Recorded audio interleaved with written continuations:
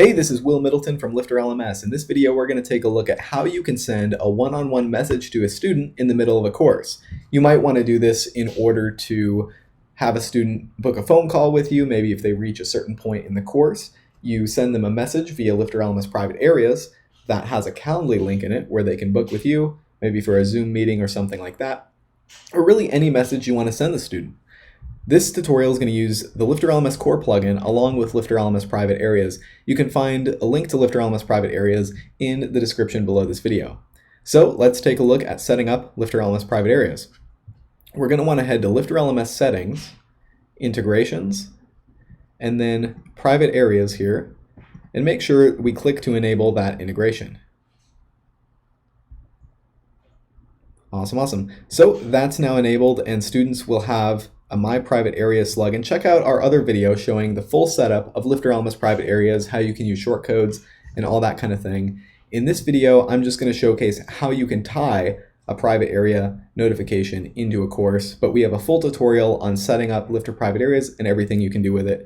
We'll have a link to that full tutorial in the description below this video as well. But now that LifterLMS private areas is turned on, we're going to want to head to courses, and I'm going to enter the builder for my LifterLMS Quick Start course.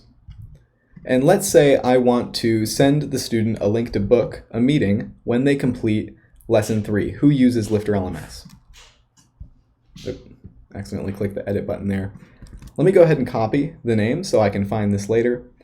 So now that I know where I want to send my notification when they complete lesson 3, what I'm going to do is head to private posts. I'm going to say automations, and this is where we can create a private post automation. So I'm going to call it complete lesson 3, who uses LifterLMS, invite to call. And in this scenario, I'm just going to pretend like I'm going to invite them to a call via a Calendly link. I'm going to add a new private post to my automation. I'll just give it the same title there. And I'm going to say, congratulations on completing lesson 3. Here's a link to book a call with me.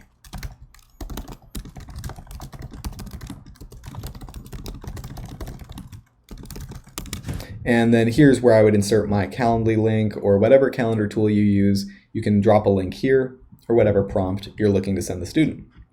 So I want that publication to be instant. So immediately when they complete the lesson, they're sent this message.